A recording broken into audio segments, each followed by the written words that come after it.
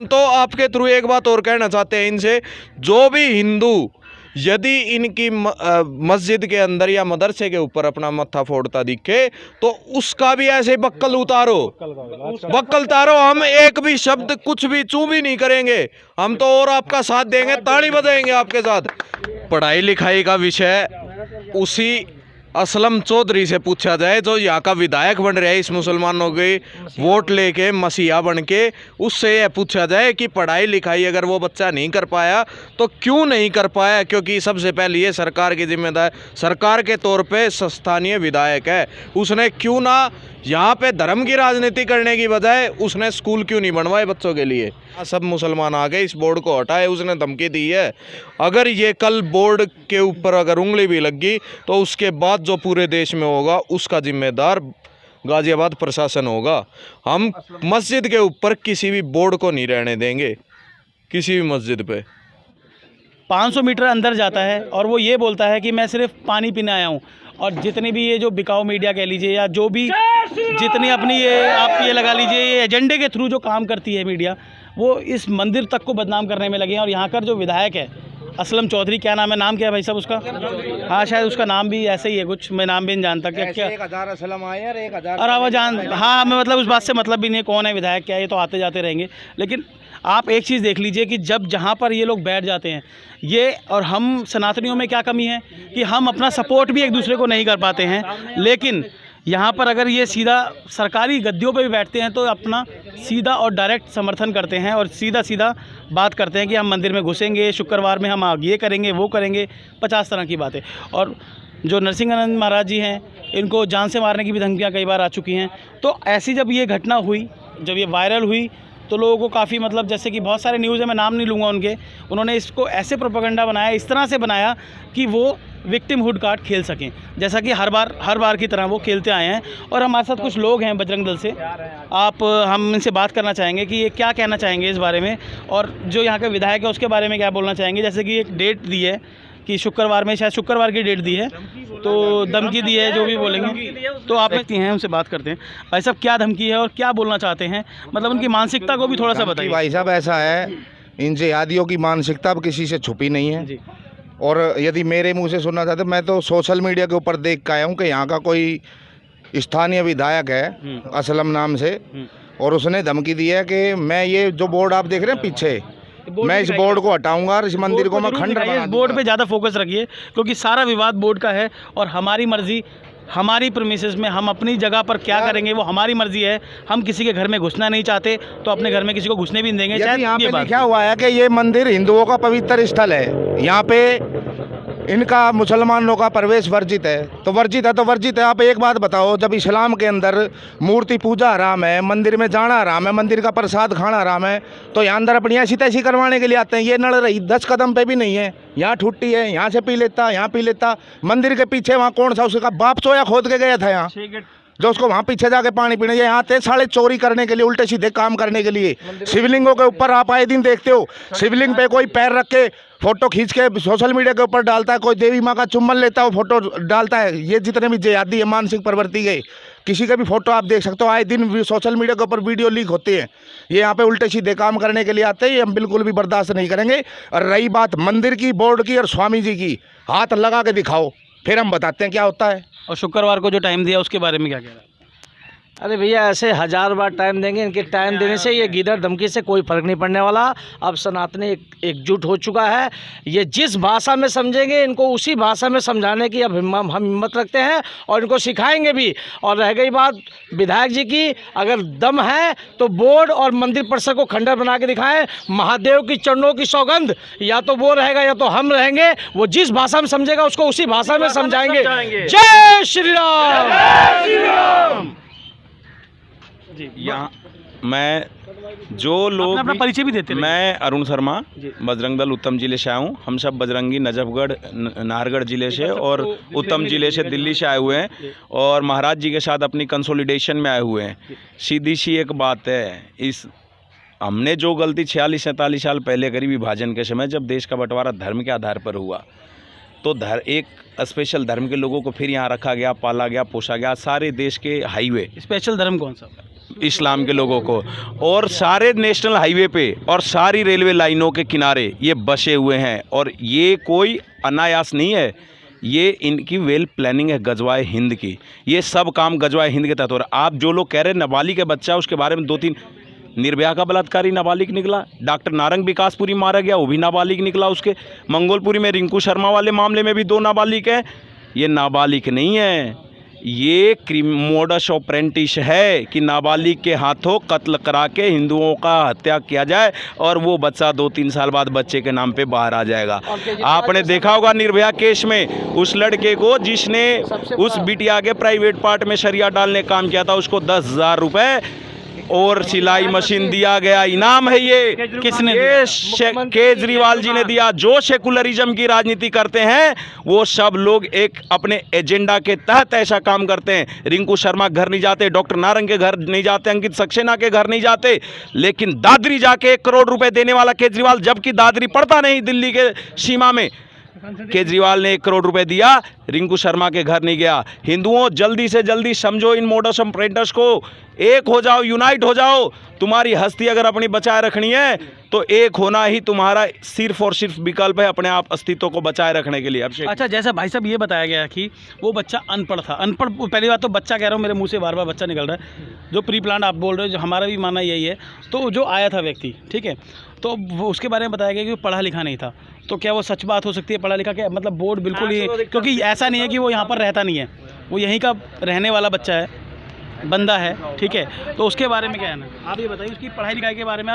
और पढ़ाई लिखाई नहीं की तो उसमें भी किसकी गलती है? हमारी गलती है, सनातनियों की गलती है, आपकी गलती है, किसकी गलती है? पढ़ाई लिखाई का विषय उसी असलम चौधरी से पूछा जाए जो यहाँ का विधायक बन रहा है इस मुसलमानों के वोट लेके मसीहा बन के, उससे यह पूछा जाए कि पढ़ाई लिखाई अगर वो बच्चा नहीं कर पाया तो क्यों नहीं कर पाया। क्योंकि सबसे पहले ये सरकार की जिम्मेदार, सरकार के तौर पे स्थानीय विधायक है, उसने क्यों ना यहाँ पे धर्म की राजनीति करने की बजाय उसने स्कूल क्यों नहीं बनवाए बच्चों के लिए, क्यों नहीं पढ़ाई करवाई? सबसे पहले तो उसके लिए क्वेश्चन मार्क है। और यहाँ पे एक अगर लिख रखा है तो इसकी चर्चा पूरे क्षेत्र में है। बोल के मौखिक रूप पे तो समझता होगा वो इस चीज़ को, मौखिक रूप पे उसे पता होगा यहाँ वर्जित है तो वर्जित है, और बहाना क्या है, करने क्या गया है। जिनको पैदा होते ही ये गलत चीज़ें सिखाई जाती हैं, हिंदुओं को काफिर कहना और हिंदुओं की देवी देवताओं का अपमान करना, उनको जिनको पैदा होने के साथ ही सिखाया जाता है, उसको इतना नहीं समझे कि 15 वर्ष में क्या उसके घर में एक बार भी चर्चा नहीं हुआ होगा कि ये क्षेत्र मंदिर हिंदुओं का मंदिर है। फिर भी वो जानबूझ के आया है और षड्यंत्र के तहत आया है। जैसा मेरे भाई ने बताया कि अंडर 18 ईयर के मुस्लिम जिहादियों से ये क्राइम कराते हैं ताकि 3 साल बाद उनको मुक्ति मिल जाए, छुट्टी हो जाए, और केजरीवाल जैसा आदमी 10,000 रुपये के साथ साथ सिलाई मशीन दे। ये सब षड्यंत्र है और कुछ नहीं है। उस स्थानीय विधायक, बसपा के विधायक को और अन्य जो भी ये बहम पाल रहा हो कि हम इस बोर्ड को हटा देंगे, ये बोर्ड जो दिख रहा है, इस बोर्ड को अगर उंगली भी लगाने की कोशिश करी तो बजरंग दल पूरे देश के अंदर, बजरंग दल गाजियाबाद, ये बजरंग दल दिल्ली, और हम पूरे राष्ट्र के ऊपर आह्वान कर रहे हैं और सबके साथ मिलके करेंगे कि पूरे देश के अंदर किसी भी मस्जिद के ऊपर एक भी बोर्ड लगा नहीं मिलेगा किसी तरह का भी। फिर उसके बाद अगर गाजियाबाद प्रशासन ने यह होने दिया, ये बोर्ड हटने दिया, क्योंकि जुम्मा है कल, और जुम्मे के ऊपर उस असलम चौधरी ने यह आह्वान कराया है कि यहाँ सब मुसलमान आ गए, इस बोर्ड को हटाए, उसने धमकी दी है। अगर ये कल बोर्ड के ऊपर अगर उंगली भी लगी तो उसके बाद जो पूरे देश में होगा उसका जिम्मेदार गाजियाबाद प्रशासन होगा। हम मस्जिद के ऊपर किसी भी बोर्ड को नहीं रहने देंगे, किसी भी मस्जिद पे। जय श्री राम। ये कहते हैं कि इनको उसको पढ़ना लिखना नहीं आता। आपको सबको मालूम है, पैदा होते ही सबसे पहले ये मदरसे में भेजे जाते हैं कि क्या ऐसी तैसी मराने के लिए उर्दू ही सीखने आते हैं। हमारी राष्ट्रीय भाषा क्या है? हिंदी। तो क्या हिंदी इन्होंने सीखी नहीं? जब हिंदी अपना नहीं सीख सकते, कुछ नहीं ये कर सकते, तो मदरसे को क्या किस चीज़ के लिए खोले हुए हैं? और रही इसकी असलम चौधरी की बात है, ना कुछ कर सकते, ये खाली मुँह के बोलने वाले हैं, मुँह से ही बोल पाएंगे। और ये बजरंग दल का वचन है कि यहाँ से ये बोर्ड तो क्या, और हाँ मैं सबसे कहता हूँ आप हर मंदिर और हर उससे कि वो इसी तरह का बोर्ड हर मंदिर में लगाएं ताकि हर मुस्लिम को ये पता चल जाए कि अंदर घुसने पे हमारा धर्म के खिलाफ जो बोलना चाहते हैं वो। अच्छा, जैसे कि मुस्लिम का यहाँ पे प्रतिबंध है, सिर्फ मुस्लिम का कारण क्या है वो पता है आपको? बताइए। जो ओछी हरकतें ये करते थे, जैसे भाई साहब ने बताया था, जिन्हें हम शब्दों में बयान भी नहीं कर सकते, हमारे देवी देवताओं के ऊपर थूकना, मूत्र विसर्जन, ये ऐसी ऐसी बातें हैं जिन्हें हम बयान भी नहीं कर सकते।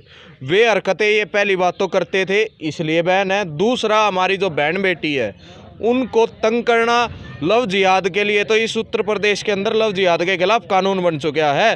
तो ऐसे कामों की वजह से ही कानून बना है, और ऐसे मंदिरों के अंदर हमारी जो बहन बेटी घूमने आती है उनको तंग करते थे। जी, सारे कारण है जो हमारे धर्म के अंदर संस्कृति के विरुद्ध है, जो भी चीज़, वे सारे कारण है। हमारे वेद शास्त्रों में जो लिखा है उसके खिलाफ जो भी चीज़ है वो कारण है, उसी वजह से वर्जित है। अच्छा, तो अब आगे। और दूसरी बात, जब हम उनके मस्जिदों में नहीं जाते और वो मस्जिदों में बड़े बड़े बोर्ड लगा के ये लिख रखा कि काफिरों का आना वर्जित है, हमें इस बात की आपत्ति नहीं है, क्योंकि जब वो हमारी पूजा पद्धति नहीं है, हमारे देवता नहीं है, तो हम क्यों जाए वहाँ पे?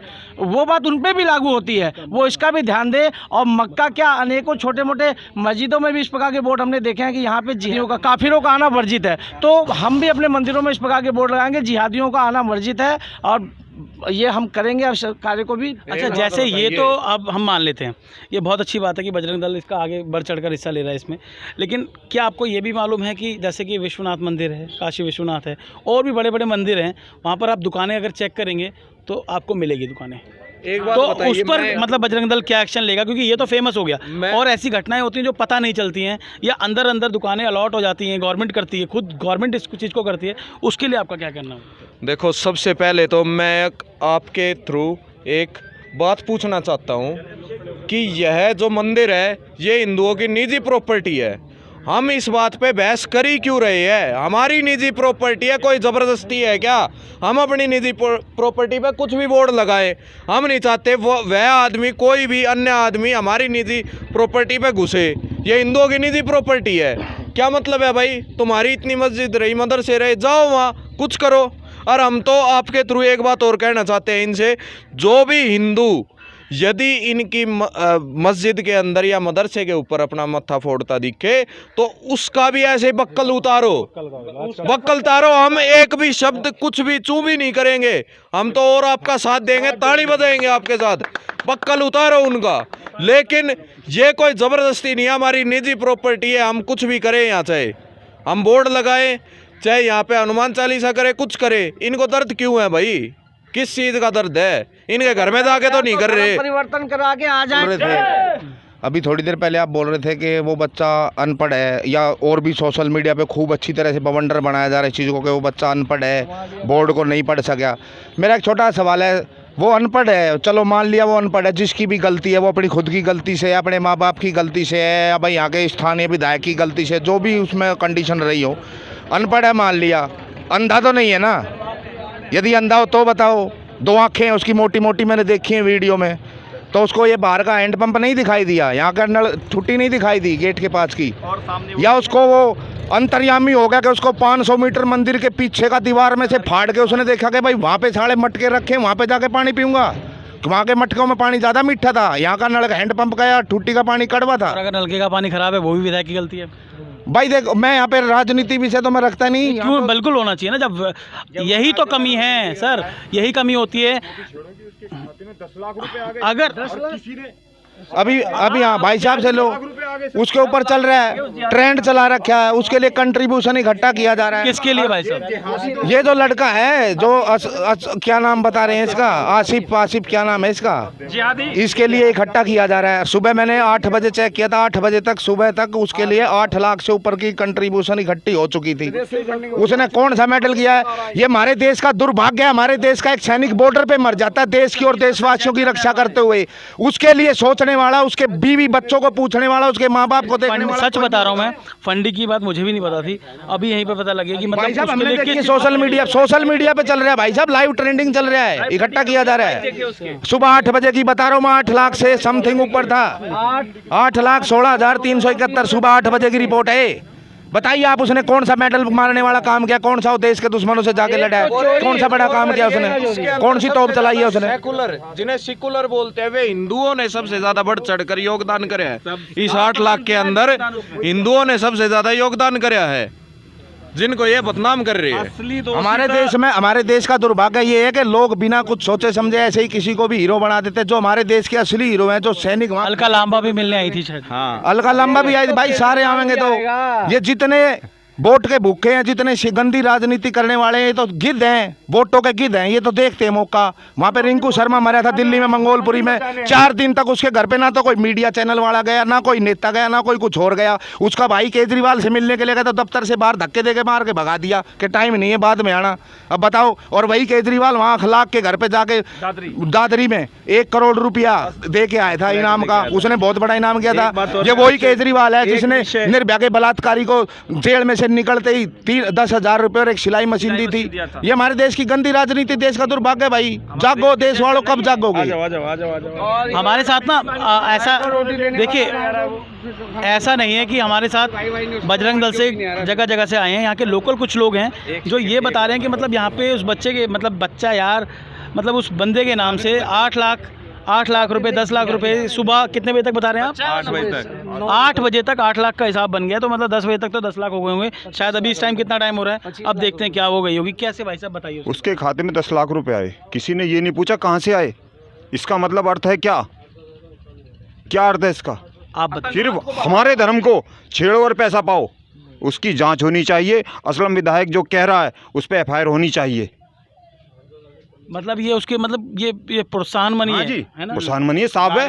1 करोड़ रुपया रिंकू शर्मा मार दिया गया, खून दिया, पानी पिलाओ और मरते रहो, ये कोई तरीका नहीं है। यहाँ के प्रशासन से मेरी निवेदन है कि असलम जो कह रहा है कि मंदिर को जमीन दी, कौन सी जमीन दी, क्या मतलब है इस चीज का कहने का? जमीनें तो हमने पता नहीं कितनी दे दी है, वो हमारी जमीन पे ही है, उनका नहीं है। क्या होता है, हम लोग कहने में थोड़ा सा हिचकिचा रहे हैं इस चीज़ को। मैं यहीं का बंदा हूँ, मेरे यहाँ पे 10 दिन पहले गोबर फेंके गया छत पे, आज तक किसी ने सुनवाई नहीं करी। उसके पिताजी आए, गलती हो गई। ये देखिए, ऐसा नहीं है कि मंदिर वाले परेशान हैं, लोकल की मैं बता रहा हूँ, यहाँ के लोग भी परेशान हैं। अब वो गोबर फेंक रहे हैं, ये तो गोबर तो एक छोटी सी कहानी है खैर, लेकिन वो किस क्वांटिटी में होगा, क्या होगा, वो जिसके ऊपर बीती है वही बता सकता है। ठीक है, मतलब वो गोबर फेंके तो छोटी सी घटना, और हमारा कोई भाई उसको यदि थप्पड़ उन्होंने मारा तो बहुत बड़ी घटना, मर्डर कर दिया वो। या मैं बताऊं, ये जो कंट्रीब्यूशन की जो बात चल रही है, उसने कौन सा ऐसा तीर मार, ये जो हमारा मंदिर है शक्तिपीठ जो है, इसका अकाउंट था बैंक में। इस मंदिर के सौंदर्यकरण के लिए, इसके जीर्णोद्धार के लिए एक बैंक में खाता खोला और सभी हिंदुओं से यह आह्वान किया गया कि भाई मंदिर को उस अकाउंट में अपना दान दें ताकि इस मंदिर का जीर्णोद्धार हो सके। उस बैंक के खाते को किसने तो बंद कराया, सरकार ने कराया या बैंक ने कराया, लेकिन वो खाता आज की डेट में बंद है। इस चीज़ की जानकारी मेरे को भी यहाँ आने के बाद में हुई। और वो जो बंदा है जिसको 1-2 थप्पड़ लगे हैं, उसके लिए 10 लाख से ऊपर की कंट्रीब्यूशन होगी, उसके लिए कोई हिसाब किताब नहीं है, वो कहीं कोई हिसाब नहीं देगा कौन बंदा कलेक्शन कर रहा है, कैसे कहाँ से वो पैसा आ रहा है। इस चीज़ की जांच होनी चाहिए, या केवल मंदिर और हिंदुओं को ही टारगेट करने के लिए है सब? एक लाइन में अपनी बात समाप्त करता हूँ। गाय को रोटी खिलाने वाला और गाय के साथ रोटी खाने वाला कभी भाई भाई नहीं हो सकते। जय श्री राम, जय श्री राम। और जो गाय को पाल के बेच देते हैं उनके बारे में भी कुछ बोलो। गाय की जो गाय को पालते हैं और जो पालते हैं फिर वो कसाईयों को बेचते हैं, उनके बारे में थोड़ा सही से बताओ। मैं आपको बताता हूँ, क्या कहना है? जो कमी तो हम लोगों में है ना, जब हम पालते हैं भाई वे वही हरामखोर हैं जो ये जो हिंदू मुस्लिम भाई का जो राग अलापते हैं ना, वे वही हैं, उन्हीं के भाई बंधु हैं, उन्हीं के रिश्तेदार हैं। ठीक है, बाप का नहीं पता, उनको कुछ नहीं पता है। हम बोलते हैं हमने गाय पाली, हमारे घर में गौ माता बूढ़ी हो गई मर जाती है, हम उसको अपने घर के अंदर ही दफना देते हैं, उसको घर के अंदर उसका अंतिम संस्कार करते हैं, जमीन के अंदर दबा के प्रॉपर इज्जत के साथ। लेकिन सही, मैं आपको एक चीज़ बताता हूँ, जैसे आपने जो कहा हम इसका प्रचार नहीं कर पाते, लेकिन जो गलत चीज़ होती है ना, हमारे नेगेटिव जो होते हैं, उसका प्रचार बहुत अच्छे तरीके से हो पाता है। तो हम जो हमारे लिए काम कर रही है मीडिया, अब मैं आपको खुल के बात करना चाहता हूँ, जो सोशल मीडिया आपके लिए काम कर रही है, जो लोग आपकी बात उठाना चाह रहे हैं, उनको आप सपोर्ट कीजिए, मैं कहता हूँ, तभी कुछ होगा। नहीं तो बात आज भी आप करके जा रहे हैं, ऐसे ही रह जाएगी। हम ये चाहते हैं कि जो हमारे लिए खड़ा है, हम उनके लिए खड़े हैं, एक दूसरे को सपोर्ट करने से ही काम बनेगा, बाकी तो चलता रहेगा। मैं आपको एक छोटी सी बात बता देता हूँ, शायद आप मेरे बारे में नहीं जानते होंगे। मैं भारतीय सेना से रिटायर्ड हूँ और सोशल मीडिया के ऊपर बहुत सारे लोग मेरे को देखते भी होंगे। मैंने बहुत सारे चैनल वैनल ये सब कुछ मैं चलाता हूँ और हर जगह हमेशा देश और धर्म और हिंदुत्व की बात करता हूँ और हिंदुत्व के लिए जीता हूँ, हिंदुत्व के लिए शायद मरूंगा भी, ठीक है।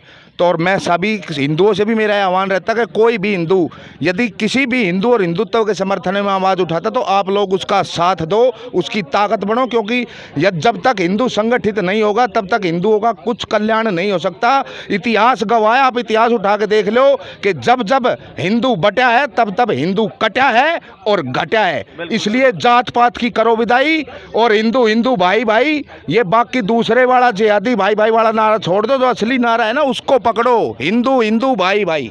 हम ये चाहते हैं मरने पे पैसा ना दें, जैसे कि थप्पड़ लगने पर सब इकट्ठे हुए हैं ना, थप्पड़ लगने से पहले ही सब लोग इकट्ठे हो जाएं।